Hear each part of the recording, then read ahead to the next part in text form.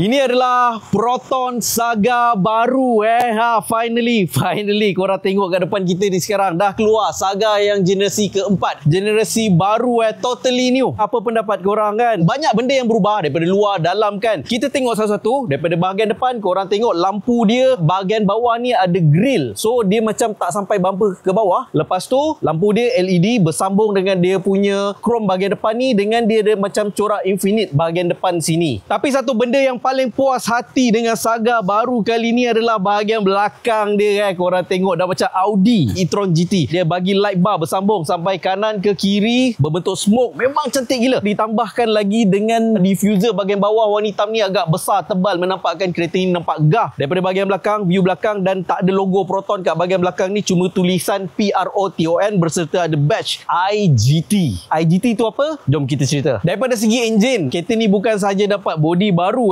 enjin pun totally baru, dan enjin dia enjin yang jauh lagi besar, bukan 1.0, bukan 1.3, tapi dia datang dengan 1.5 liter Daripada tepi tak banyak benda yang berubah, tapi biasanya apa-apa kereta yang menampakkan kereta tu lebih gah cantik adalah sport rim. Kali ni didatangkan dengan sport rim 4 twin spoke ala-ala Proton X50 punya sport rim, tapi yang tu 5 twin spoke, yang ni 4 spoke. Didatangkan dengan saiz 15 inci. Dan apa lagi yang berubah dekat bahagian tepi sisi adalah dia bagi chrome door handle kat sini, dan dia punya side mirror dia berwarna hitam berserta signal dah dapat LED Tapi tak cukup dengan bahagian luar dia yang gempak kan, bahagian dalaman dia mari sini tengok, dah totally berbeza First kali untuk sebuah kereta rakyat, kereta marhin, kereta Saga, dia first time bagi skrin yang besar macam gini 7 inci dengan 9 inci multi display digital macam gini kan. Siap ada Android Auto dan Apple CarPlay secara wireless. Kereta apa yang bawah 100,000 ada Apple CarPlay, Android Auto, wireless. Lepas tu steering dia dapat Proton X50 punya steering, gempak. Cuma kat sini button dia tak adalah sangat kan. Dan korang tengok dia punya gear ni dia bagi balut leather dia tak tinggalkan kosong batang besi tertinggal macam ni kan, tak ada. Dan dia punya gear knob pun cantik. Dia punya aircon masih scroll, tak ada touchscreen aircon tak boleh nak touchscreen sangat. Lepas tu yang ini dia pakai konsep aircon blower dia macam congkak. Lepas tu kat sini ada design pantai macam pasir pantai, dan banyak elemen-elemen kemelayuan ataupun elemen Malaysia lah kan dia letakkan kat dalam kereta ni. Dan bahagian atas ni konsol, biasanya kalau X50 ada sunroof, ni tak ada sunroof. Cuma daripada segi material, of course segmen A banyak hard touch plastik lagi, tapi dekat sini tak ada armrest yang ada compartment, tapi dia bagi ada satu cup holder dan ada 2 USB port type A,